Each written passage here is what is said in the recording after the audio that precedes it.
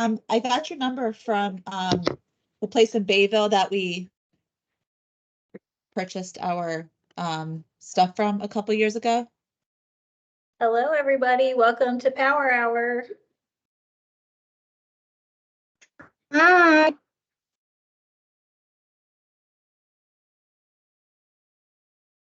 We're going to give folks just a few minutes to join our call.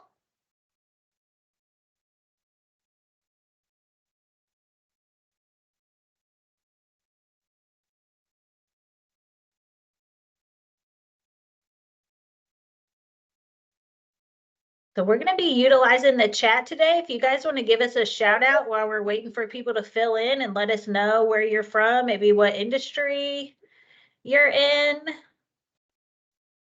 Let's get the chat going. I'll start.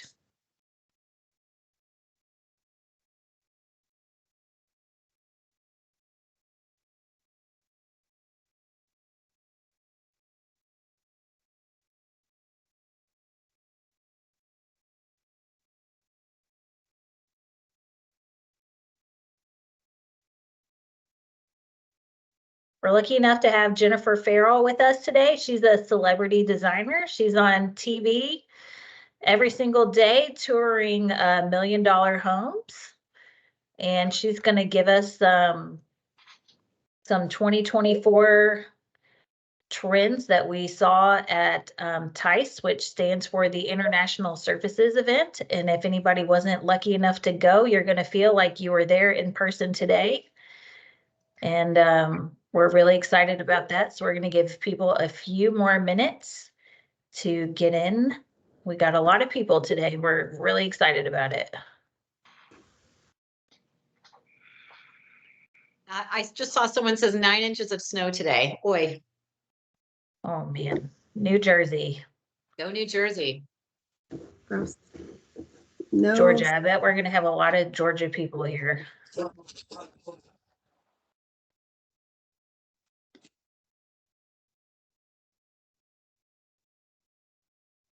All right, surface designer. Hi, Bailey. We got Kara from Ontario. Awesome. Hi, Kara. From Canada to California. I love that. Yeah. Yeah, so Jennifer's joining us from California where it's 9 o'clock in the morning. Very gracious of her. And it's a beautiful sunny day here. Yeah. We got somebody else from New Jersey, Tara. Yes, yet. Snowing in New Jersey. We're New Jersey people. We're Georgia people. There's always a lot of Georgia people. It's like a flooring mecca. Oh, you got a fellow Californian there, Jennifer. All right, it's 12:03. Andrea, you think we should get started? Let's do it. Okay. All right. Well, good afternoon, everybody. Just so you know, this call is being recorded. Welcome to Power Hour. My name is Crosby Hall. I'm with Louisville Tile Distributors. It's my family's company, and I am the Chief Administrative Officer. I've been with my family's company for almost 20 years now. So let's see. Wi-Fi was launched in 2021 on International Women's Day, which is so cool. And Wi-Fi stands for Women in the Floor Covering Industry. Wi-Fi is an educational nonprofit whose mission is to attract, educate, and empower women in the flooring industry. So I hope that's why you're all here with us today. Wi-Fi has a board of directors, and here they are. And we have two new ones who are not on the slide, and that is Ellie Priester from HMTX and Allison Rawlings from Rawlings Flooring America. So welcome to those ladies. And then this Power Hour is brought to you by the Professional Development Committee with a lot of wonderful ladies on here. A lot of them are on this call, so they work hard to bring you some good content to empower us, as the mission states. And thank you also to our corporate donors. So here we are at Power Hour, and this Power Hour is with my friend Jennifer Farrell, who is a celebrity designer. I first met Jennifer at Total Solutions, which is a flooring conference about 2 years ago, and I saw her speak, or my coworker saw her speak and said, wow, this woman was so dynamic and engaging and really knowledgeable about setting materials and tile, and we got to go talk to her. And come to find out, she's a celebrity. She's on TV. She has licensing deals with, lighting companies and flooring companies and furniture companies. And I thought, first off, Jennifer could tell us, how does someone get to be in this place in their career and in their life? We're all aspiring women. And how does one make that journey? So Jennifer works with my company, Louisville Tile, designing a line for us that we're very proud of called Livable Luxury. And Jennifer, could you please tell us how you got to this aspirational place in your career, please? Well, hello, everyone, and thank you so much for having me. I'm Jennifer Farrell. And how did I get here? That's a 23-year-long story that has been sort of an interesting twists and turns. Actually, it starts when I'm a kid because, some of you heard me say this before. When all the other kids were playing with their Barbie dolls, I was building Barbie houses. And when all the other kids were watching cartoons, I was watching This Old House.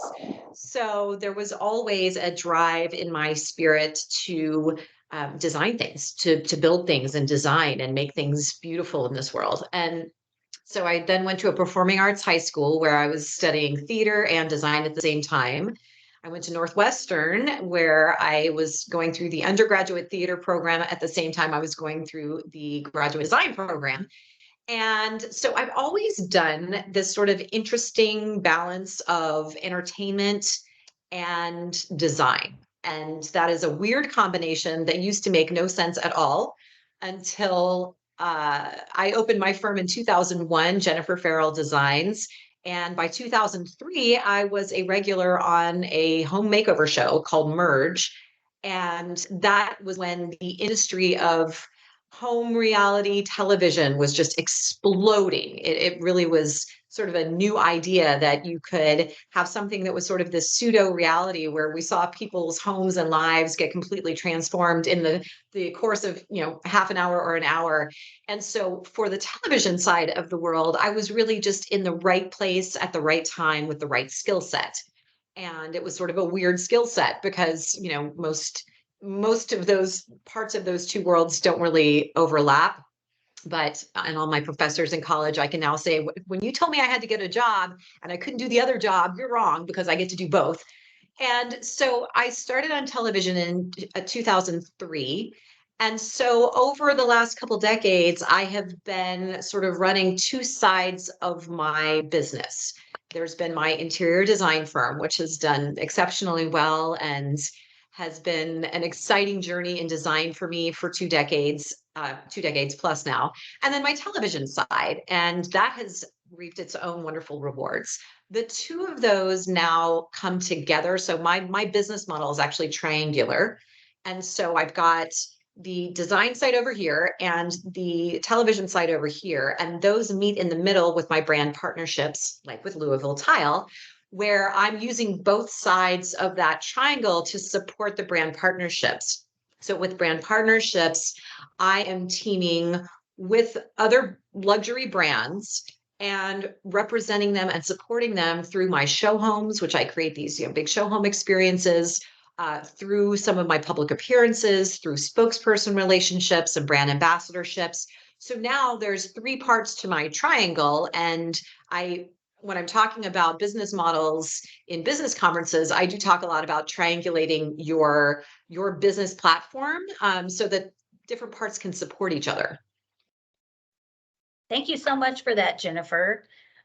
So today, Jennifer is going to be talking about 2024 surface trends. I just got to spend a few days with her in Vegas at the International Surfaces event where Jennifer hosted a few walkthroughs of the show floor, pointing out design trends with multiple materials. So she's going to be giving us a recap of what she sees for the year ahead. And if you guys see something that you like, I'm a nerd and I love to use these reaction buttons in Teams. So it makes people feel like, you know, they're not talking into a black hole. So it gives me encouragement if I see stuff popping up while I'm talking. So if you see something cool, give us a reaction, or if you have a question or see something cool, put it in the chat and I'll jump in and if I need to, and let Jennifer know that you guys see something that you like, or if you see another trend in your area of the business, we'll let her know about that too. But at this point, I'm going to turn it over to Jennifer. Well, thank you.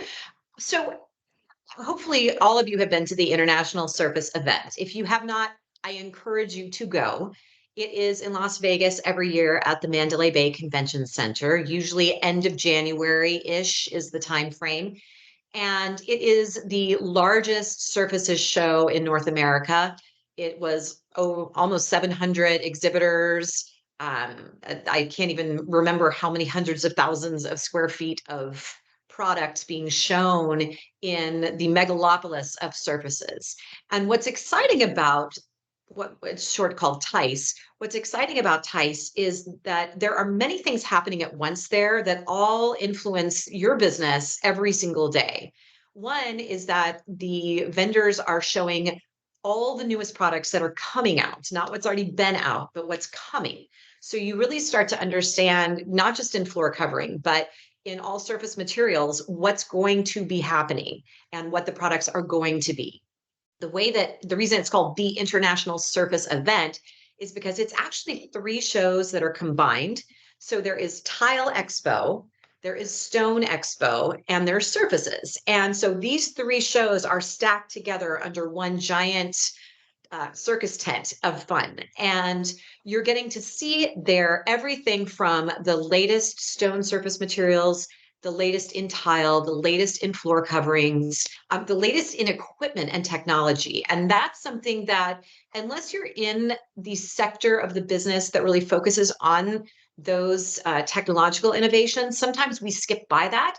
But if you go to TICE, I encourage you to take a minute and really go dive deep into that area, because you can learn a lot about how your products get installed in new ways by some of the innovations and equipment that is being offered there at TICE. So it's really a fascinating show if you've never been, and you want to give yourself some time, because I mean, if you put on jogging shoes and ran from one end to the other without stopping, it would still take you 20 minutes to get from one end of the building to the other. So it's a really huge experience.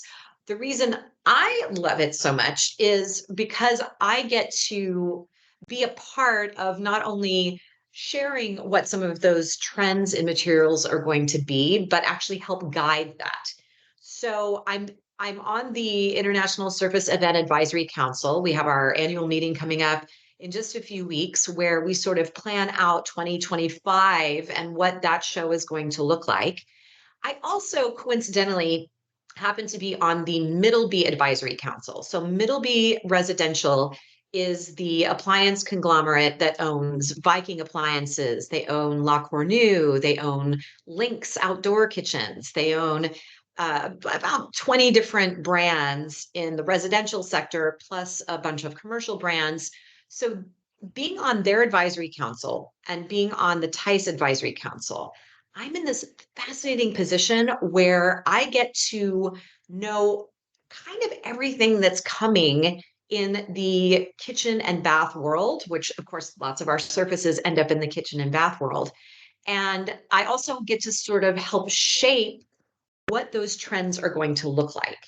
And so in a lot of ways, I get to be a self-fulfilling prophecy, because I get to share what I see the trends are going to be. And then I get to create those trends with my own products and with my own designs. And then my wisdom comes true. So I'm just sort of backing this up so that you understand where my knowledge base of the trends comes from. A lot of the trends come out of Europe first. That's sort of where the design movement tends to be anchored. We see a lot of things coming out of Italy, Spain, sometimes the UK, France. A lot of what we would consider to be fashion forward comes from inspiration from designers and products there, and they sort of filter their way over to the US. Then they tend to start on the coast and work their way into middle America. That's typically how the trends go. Nowadays, they go fast because of the internet and the creation of social media. Everything goes at lightning speed, where it used to be that if you wanted to see what was coming, you would have to buy a magazine from Europe, spend $14 on it because we couldn't really get them here. And so you would look through the magazine and then you'd see it and you'd cut and paste and have some ideas. And then like 5 years later, you would see some of those products in the States. Well, now we're on real time because of social media. So I can pick up my phone and go on Instagram and see what Yodazine Architects is doing in Israel and be inspired by that and share that. And then the next thing you know, it's right here in middle America 5 minutes later. So we're working in fast time now, which is why being at something like the International Surface event is so important, so that you can actually get your hands on those products, on the technology, and their educational programs are sensational. So I'm going to steal the screen now, if you don't mind. And I'm going to show you what I was showing at one of our educational presentations. So when we are at TICE, we do a series called the Pulse Seminars. And the Pulse Seminars are about education in the surfaces world. The one that I did was called Design Trends and Installation Techniques for Every Industry Pro. And right now I'm sharing my screen. Can everyone see it? Looks great. Maybe? Okay, good. Yep. And right now I can't see all of you because I'm just looking at the screen. So Crosby, if there's any questions that you see pop up, just shout them out and I'll stop yapping. But So far, you got a bunch of thumbs up, so that's good. oh, good. We love the thumbs ups. Yes, all those great emojis. So design trends and installation techniques for every industry pro. The reason I wanted to do this talk at TICE is because I think one of our great dilemmas in the surfaces industry, and floor covering, you definitely know this, there is a disconnect between the designer specifier and the dreams that they have of what an installation is going to look like, and then the installer and the contractor who have to install these things. And there is not really a bridge between them. And often the manufacturer gets stuck in the middle of that. And so in losing that connection, we end up with designers who are frustrated because they can't get what's in their heads because they don't necessarily understand how these products get installed. We get installers who are frustrated because they get brought in at the very last minute. And in getting brought in the very last minute, they could have saved so many problems if they were brought in earlier to communicate with the designers so that everyone's on the same page about how a product can be installed in a space. So that's where this concept for the talk came from. And I'm going to hit this real quick just to see if, because technology, I'm never really great at, but I'm going to stop sharing for 1 second.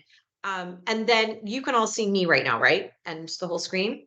Okay, perfect. So I'm going to pop back on again, Zoom slideshow. Okay, so I went through 6 different topics that I think are what's happening right now in surfaces design. And I kind of broke this out into 2 that are for flooring, 2 that are for stone surfaces, and 2 that are for tile. So I started with show us your curves. Oval islands, fluted marble, overscaled bullnose. So we're seeing this emergence of the curve as an integral part of what's happening in stonework. And there's a lot of reasons for that. And I've talked about where trends come from and why they come. And there's been a definite movement in the last few years to get back to warmer colors and softer shapes.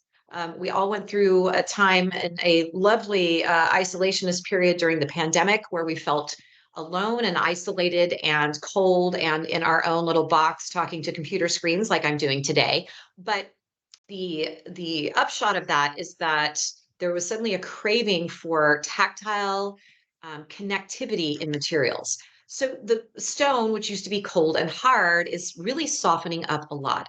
We're seeing a lot of these dramatic flutings like you see here on this oval island, where you've got this pattern. I mean, the fluted column, that comes from, ancient Rome. That's thousands of years old. And, we had these Ionic columns with that same pattern done very, very long time ago in ancient Rome and Greece.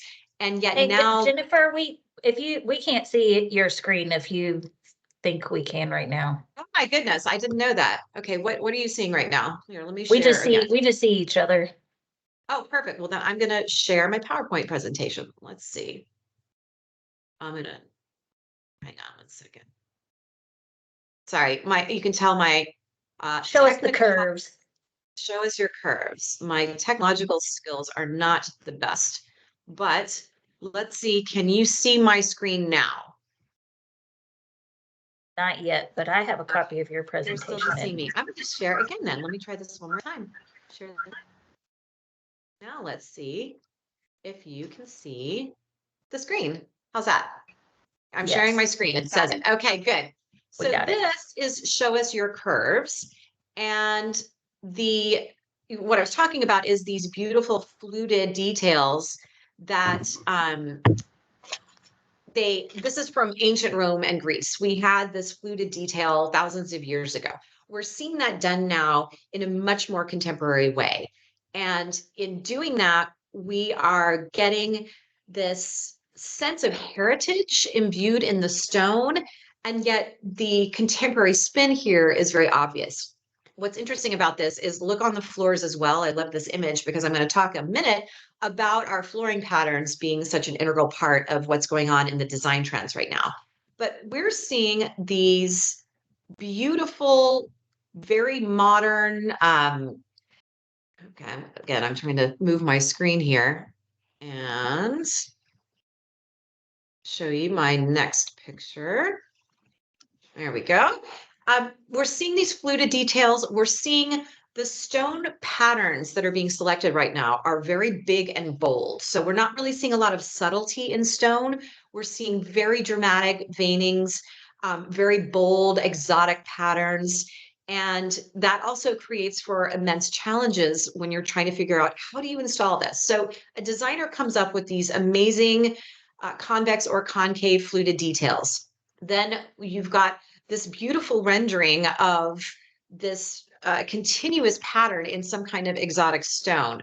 Okay, but how do you actually translate that? It's very difficult. We're also seeing the return of these massive bull noses.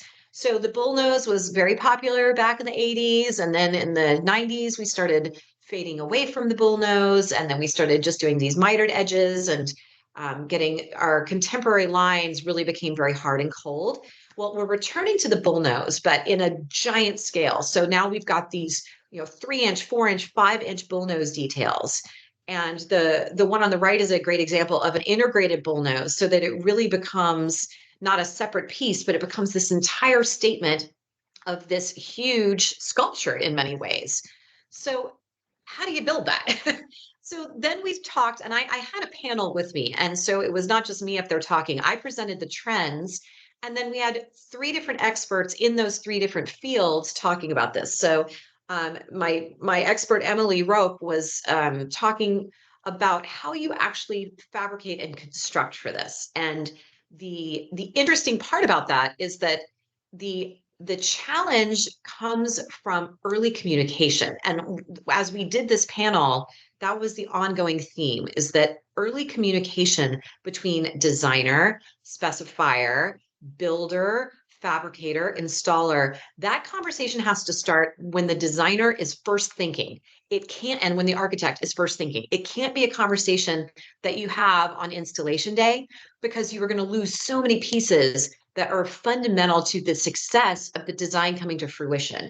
And installers and contractors have so much knowledge about the practical ways that things get built, that designers intellectually think they know, but there's real world practicality that is very difficult to actually know unless you are an installer or contractor. And so Emily was talking about, this was an example of, as we're trying to build these oval islands, the conversation and construction with the foundation becomes so important that you can't just design an island the way you think it has to be designed if you are an interior designer or an architect. You have to actually work with your cabinet builder and your stone fabricator at the same time in figuring out the construction of the piece that's going to support the stone, because the way that you're dealing with the radius affects where the cuts of the stone are going to be. Emily brought up a great point that with a lot of these, you have to actually buy sequential slabs that end up with a lot of waste because you're cutting things on a radius. And in doing that, you're losing parts of the pattern. And so you actually have to be able to stack some of those slabs in sequence so that what you lose, you can gain from the next slab in the order so that the pattern can stay continuous. And in order to do these curves, she said, you've got to have this mesh backing that goes on the back of your stone in order to keep the pattern as a piece. So you're almost treating the stone like a giant tile mosaic. So these are parts of the trends that I was talking about, that the installation conversation has to happen in the beginning of even designing the concept. So my second talk was about parquet all day, the evolution of patterned hardwood floors. Give those thumbs up if you are in a part of the floor covering industry where you are marketing, selling, fabricating, or showing patterned floors like parquet, like herringbone, or like chevron. Any of you doing those? We see any thumbs up? Because I'm looking at my own screen right now. Oh, yes, we got some thumbs up. And before we move on from your fluted stone and show me your curves, we saw some comments saying that some people already had requests for a luxury project, seeing some looks like this. And Jennifer Roundtree said she saw some looks like this featured at Clerkenwell Design Week in London last May. And so also somebody had a question if anybody had any installer training programs for this type of fluted large format stonework. So if somebody has a lead, put it in the chat for Bailey Scott. So Jennifer, they're seeing your trends out in the world. And these are the trends that are coming, and they're coming now. They are, as we said, they're happening in the UK, they're happening in Europe, they're starting to happen here. And we're going to see that more and more. And the challenge is exactly what you just said, which is how do we find installers to do this?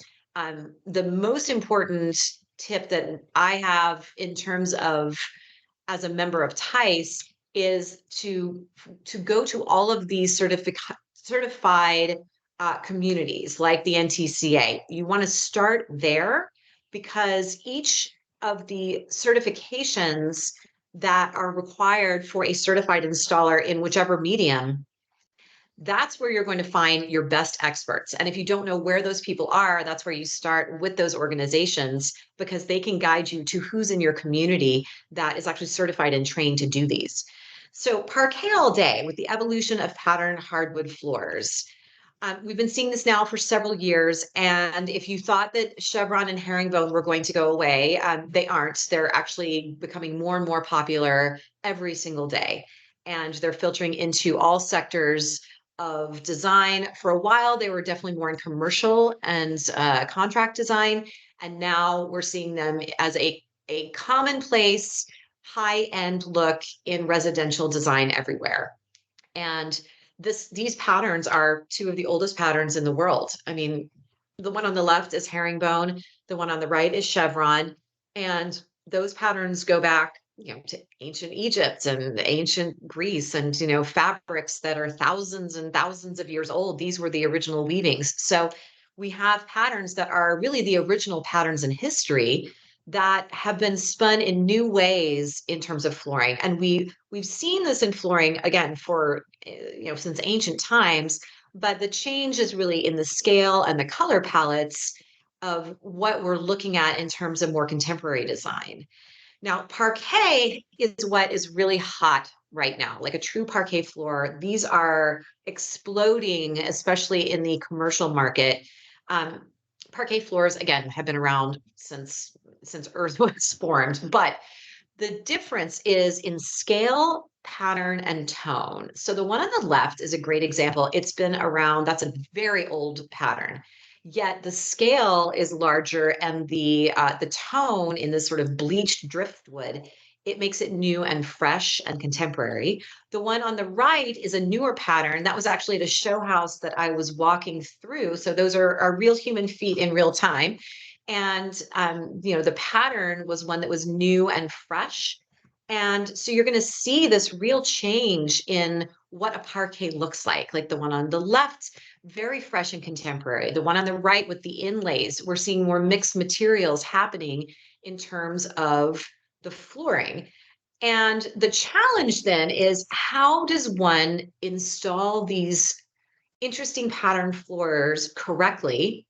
And I had a wonderful expert, Roland, on the panel, who was talking about how you start the conversation with the designer and with the homeowner or your client, because the conversation, again, has to start before the material is even specified. We've got to say, what are the challenges going to be of this material? How's it going to lay out? Because the pattern, because it is a pattern, it changes depending on which direction you're installing it, how you're installing it, what you're installing it with.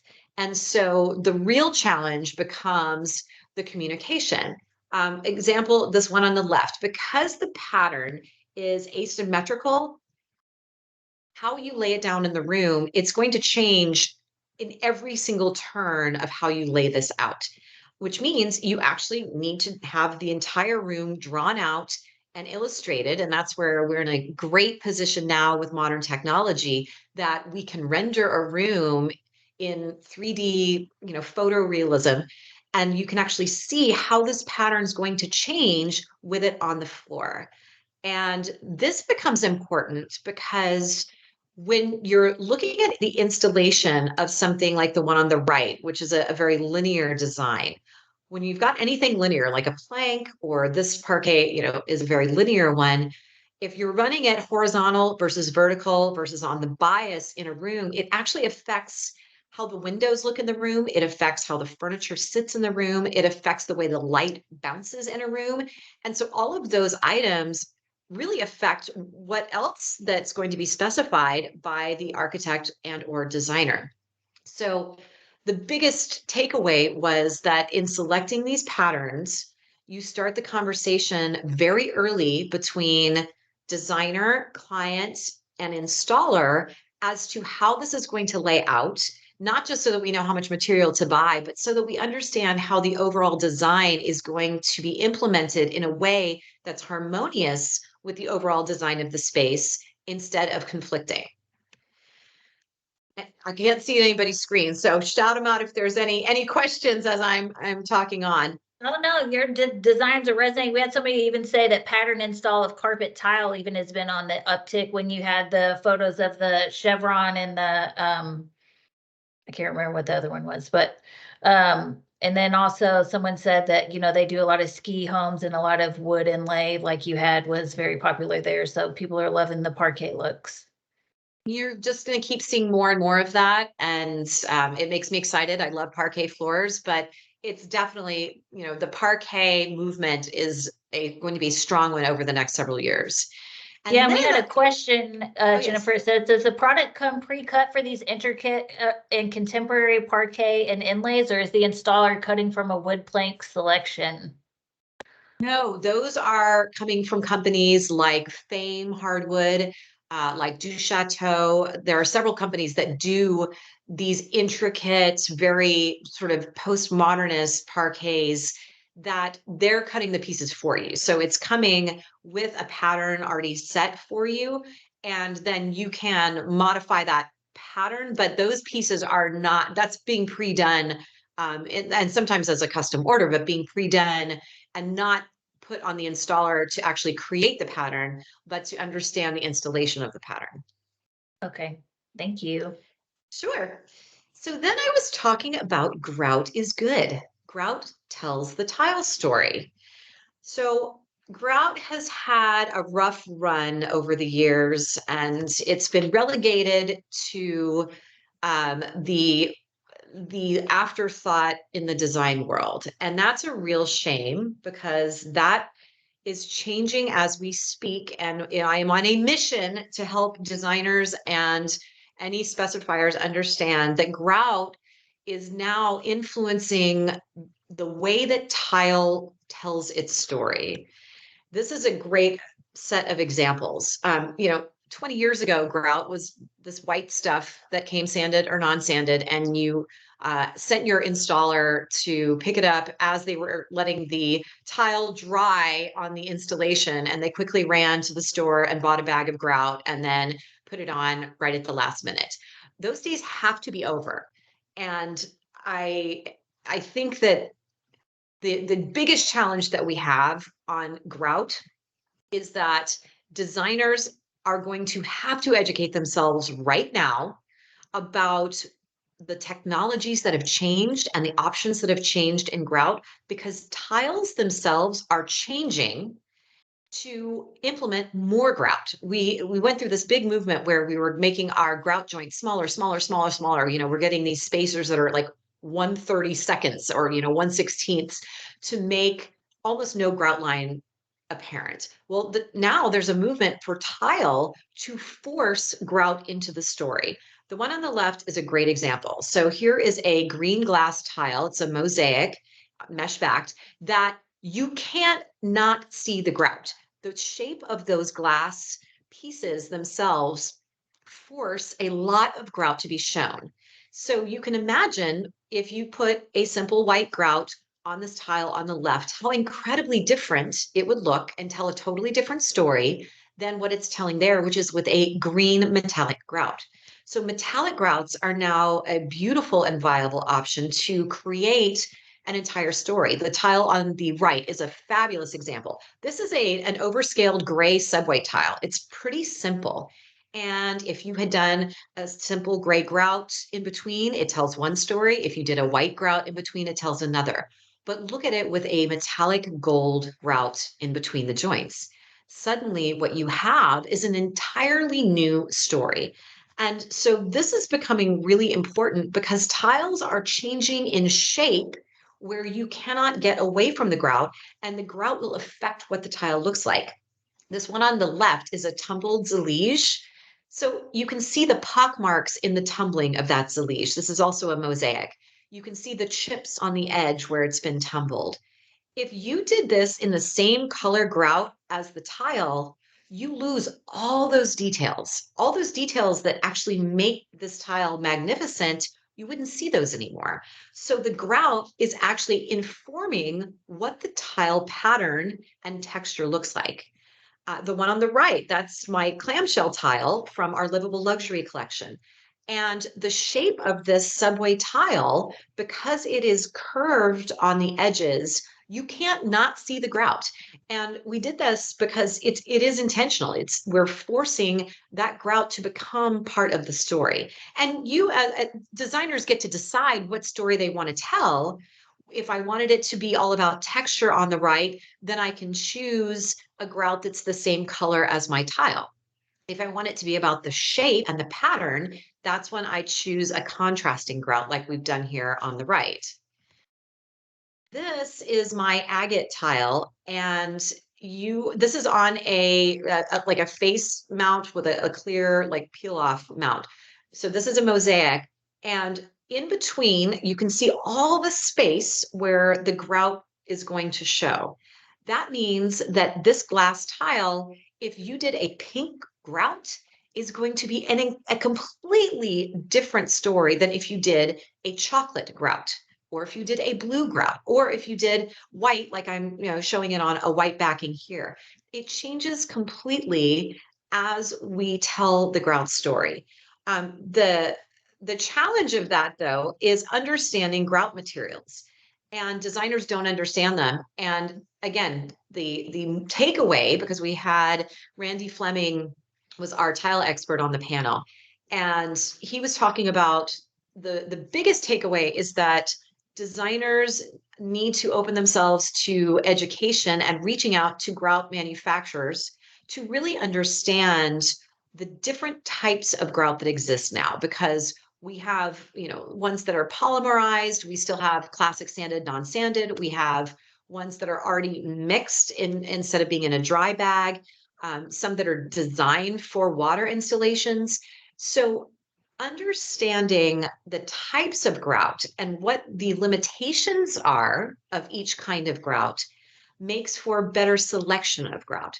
So the conversation of what grout we're going to use, what color is it going to be, and how is it going to not only inform our tile story, but how is it going to affect our installation, that becomes a conversation that, again, the installer can't be brought in to the conversation the day of the installation. That conversation has to happen during selection early on, and grout can't be an afterthought anymore because it's going to change how tile's story is told. Anything that I can't see from our lovely audience out there? No, just getting some good reactions. We did have one question back to the parquet look. If you have seen anything like that relating to Resilient or LVP or LVT products, Jennifer. We had some ladies in the comments saying that some of their companies produced something like that, but have you seen any that you liked? I have seen some that I liked, and there are, I'm actually going to talk about this in a minute. There are some really interesting not wood options that are being created out there. And so, yes, I'm seeing some LVP that's being done. I'm seeing tile that's being done. And of course, the way that we're doing that is not in individual little planks, like, short planks. We're seeing panelized planks that are like 12 inches by 48 inches, or, some scale similar to that, so that you're getting an interlocking panel in order to install it as LVP or tile. But the answer is yes.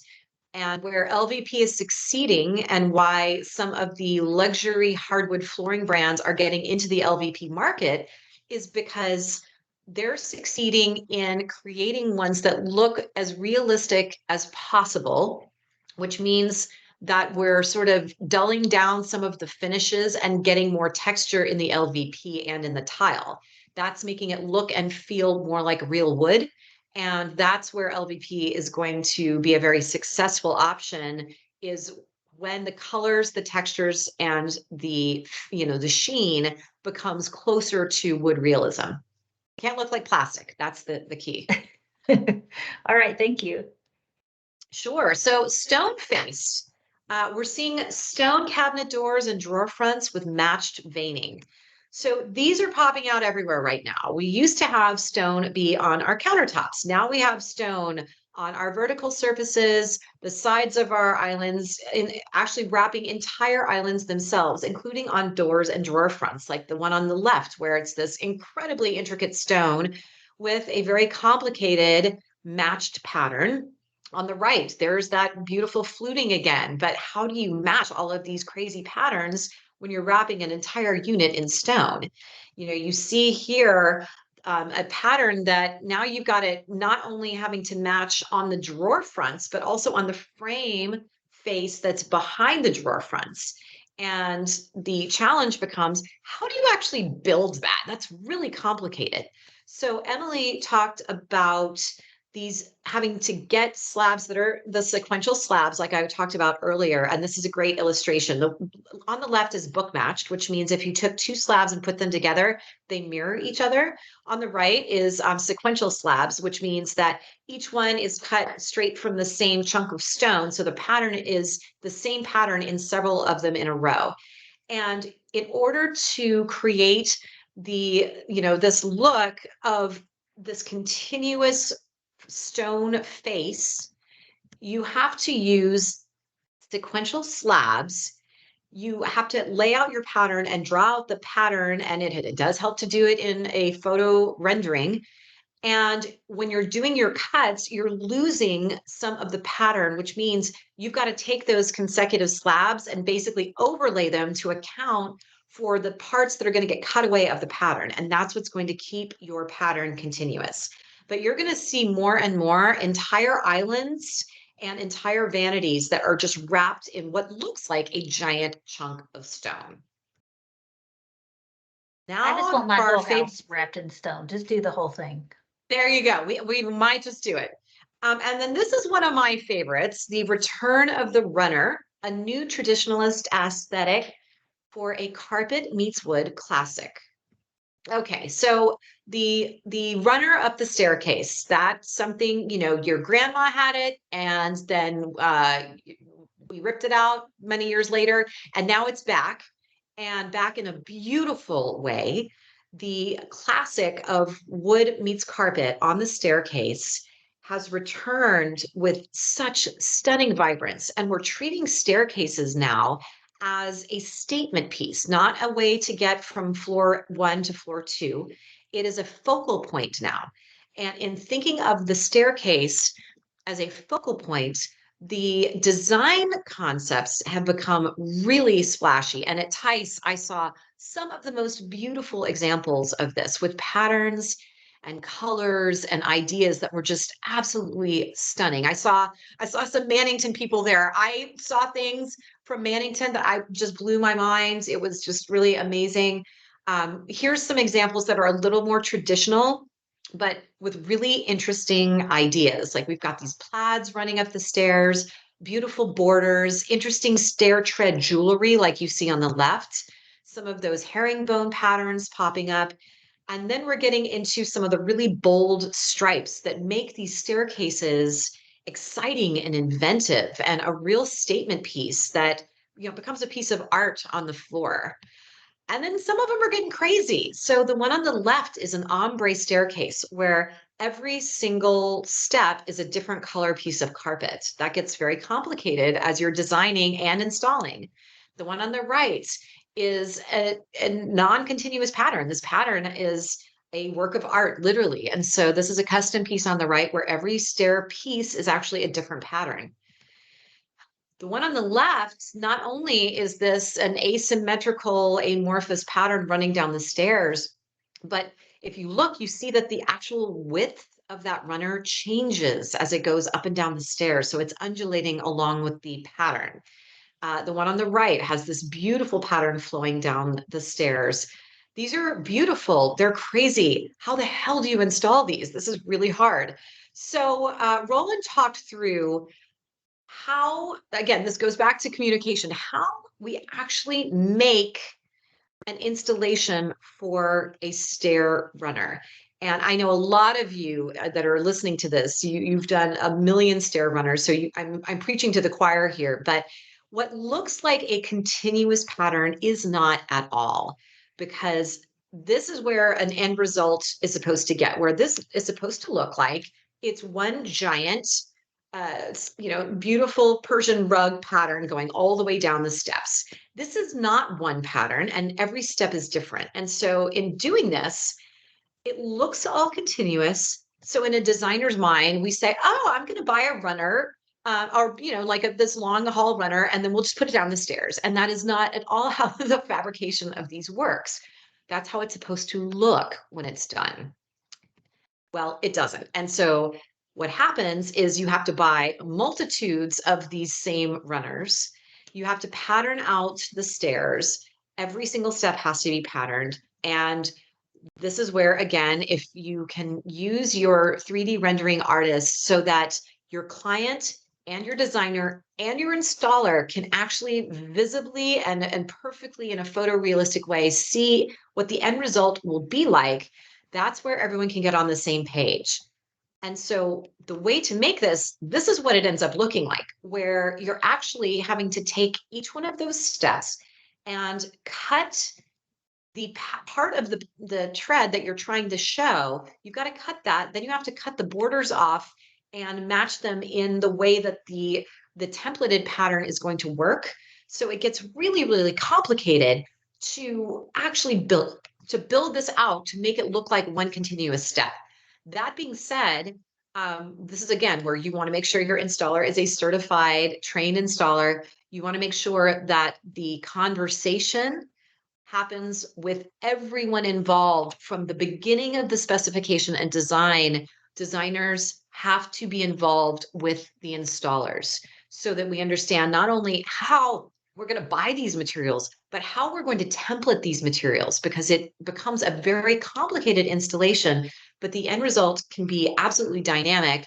And you're going to see some extremely contemporary designs happening over the next few years that are done with carpet meets wood on the stairs.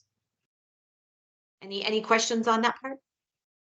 No, that's fascinating to see all those individual pieces cut like that. I had no It idea. really is. Yeah, and it ends up being hand sewn to get this pattern to look like it was just effortlessly, perfect on the stairs. Then the final one is Fooled You. Textural tiles emulating wood, rattan, and wallpaper with lifelike realism. We've seen a movement in the last several years for tile to look like things that are not tile. Like the one on the left looks like cane. The one on the right looks like woven jute. Here we've got one that looks like a textural wallpaper on the left. The one on the right I love. That's actually 2 feet by 5 feet, and it looks like carpet. And it's tile, but it's textured and it's got this beautiful pattern on it, and it is designed to look like carpet. So you're seeing opportunities now, like the one on both of these look like, gorgeous wallpapers. The one on the right is actually a huge porcelain slab. And we've got opportunities now with tile to essentially, we can translate almost any material that we used to dream of can be translated into tile. So now we have installation opportunities we couldn't have before. I mean, you want wallpaper in your shower stall, you can have it now in terms of tile that represents a very realistic version of materials, including faux wood. The one on the left, it really does look like a beautiful dimensional bleached teak, these beautiful skinny pieces of bleached teak, but that's actually a tile mosaic. The one on the right is my award-winning barrel parquet tile with our Livable Luxury collection at Louisville Tile. That is a 36 by 36. It comes in 3 colorways, and it is rated for indoor and outdoor use. It's rated for commercial and residential use, and it is so realistic that even as you get up to it and you see the grain and you see the color, you don't really know until it is touched with your hand and it's colder than wood. You don't know that it's tile. So the materials that are being created right now are so realistic that we can install them in places where we could never install wood before. You couldn't, really have a wood shower. You couldn't have a tile shower. You couldn't run a beautiful wood parquet floor outside on a patio at a restaurant. Well, now you can. So that's all well and good, but how do you install these materials with success? And this is where Randy was saying, especially with this tile on the left, the communication must start from the inception of the design. The installer has to sit with the contractor, with the designer, with the builders. We have to sit down in the very beginning, because he pointed out with this tile on the left, those are skinny slats. And with those slats, the way you frame out and float this shower is going to affect if or where you have to cut those verticals, which means if you talk to the installer could say, oh, well, wait a minute, as we're floating this wall, let's account for the thickness of those Elige tiles. And if we frame this out 1/4 of an inch wider, then we won't have to cut those skinny slats and we won't wreck the pattern. So there's a lot. The moral of all of our stories at the end of this talk was communication is fundamental to bridging that gap that we've had historically between conception and installation. And I'm actually going to be doing a whole series of talks at Louisville Tile showrooms around some parts of the country this year about this very thing, about how we have our design trends, but how we actually install those and how we get that communication going between designer and installer so that the manufacturer can actually support both sides with technical knowledge and design inspiration. So we did 3 breakout sessions where each of my pros got to do a hands-on demo in each of those 3 worlds. One was in in Tile Expo, one was in Stone Expo, one was at Surfaces, showing these techniques for installing the trends that were so very hot and that you will be seeing over the next several years. All right, I have stopped sharing. Are we back? We're back. That was awesome, Okay. Jennifer. Thank you so much. I did see one question from Athena that I was not able to answer. Athena, if your question is still burning, go ahead and ask your question. I think it was about the island. See if I can find Athena. Athena, the vanity and islands wrapped in stone. She asked if that was a luxury. Let's see. Is this considered a high-end product? I would think so. Well, definitely. And a lot of these trends that you're seeing are very high end. And especially when it comes to the stonework, those are expensive. Those are not easy. There are some prefabricated fluted pieces that are being used now, but they're expensive too. And so the techniques that are used, the materials that are used, because there's a ton of waste when you're creating those fluted pieces and those curved islands, because matching the patterns means, again, when we're taking those overlapping slabs of stone where it's a sequential pattern, you have to lose so much. And so not only are the materials expensive, but the waste is expensive. So instead of buying something that normally you could wrap in maybe 3 slabs, you're having to get 6 slabs to do it. So these are some of these are very high end, but some of them are also very accessible with our pattern floors. I mean, the barrel parquet, you know, that retails under $12 a square foot.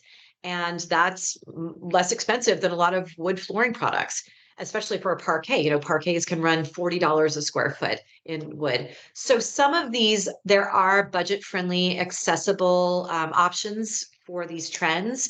But anything with the vertical stone wrapping does get really expensive. And those are definitely more on the bespoke couture end of design. All right. Well, we're running up on our time here, but we do have a few minutes for some Q&A. So let me, scoot through some of these. So does anybody have any questions they just want to shout out or put in the chat? And I'm happy to read for you, for Jennifer, about her career or any products they saw today, or any trends. Jennifer, this is Renee Anderson with Universal Fibers. I was wondering, this is a great talk. I was wondering, is there any trends that you see coming down, well, not so much trends, but market forces rather, you see coming down the line that's impacting you, whether or not that's the age and the expertise and the experience of the installer industry or regulation or AI technology? Can you speak to what you see coming down market forces that's impacting some of the design trends?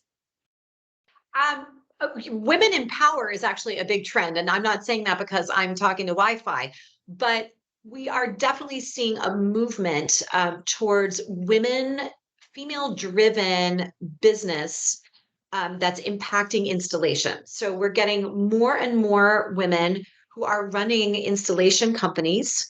And how do I think that is filtering? And certainly in the manufacturing business, we're getting more and more women running manufacturing and distribution. So how do I think that's impacting the market?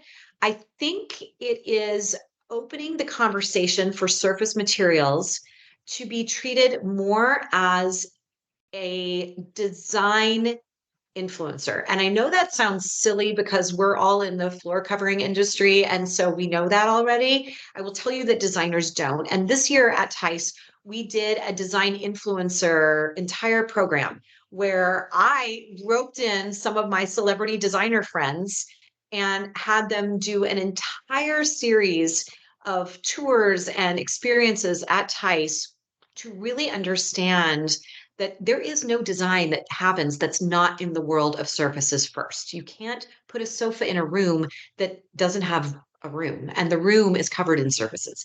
And so I think that impact is filtering into, and that's not to sound genderist, but I'm saying women really influence design as a driving force in the market. But in some ways, I think they do, because historically, there's been a lot of the builder Bob mentality about surface materials. We go to a store, we buy the tile, we put it on the floor. And I apologize if that sounds genderist, but I think we're really starting to see that the women in leadership movement is impacting design as the foot forward in surface materials and not as the afterthought in surface materials. Women are the market force. I love the answer and the question. And if there are men watching, I apologize. All right, Samantha Stowers, that's my mentee buddy. Any in the newer design trends coming up, do you see more vertical symmetrical tiling or staggered laments? Well, one of my favorites is a vertical stagger, and I did that, and a lot of people do it, where if you take a subway tile and you turn it like this so that it's up and down, and then instead of straight stacking it, you're staggering it so that the end to end is at a 50-50.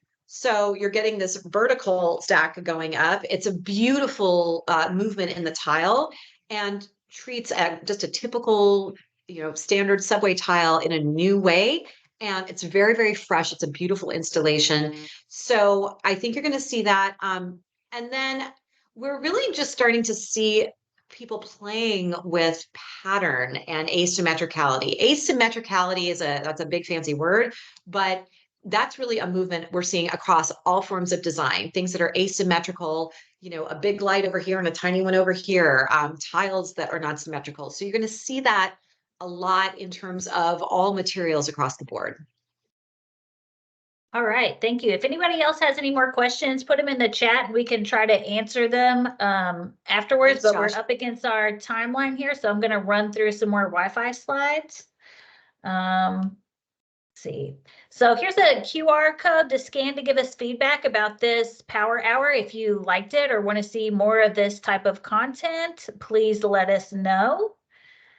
There's a Beyond Balance conference in Dalton, Georgia coming up March 5th, hosted by Wi-Fi and Women's Innovation Network. So please register for that. I know we've got some ladies from Louisville Tile coming. And we have the third cohort of the Wi-Fi mentoring program. It's an adult to adult 6-month commitment mentoring program coming up for the spring of 2024. And here's just some fun stuff about Wi-Fi, about our power hours. And please remember to follow us on social media. And here's our social media handles. And if you'd like to become a corporate or individual donor, here's a QR code for that. And I'd like to give a sincere thank you to Jennifer for spending some time with us today. I think that was an awesome topic. And I really appreciate her time. I appreciate everybody being engaged in the chat. That was really fun. Can I show the handles again? Yes, I can. Here you go. So thank you, everybody, and we'll see you next time. Thanks so much, everyone.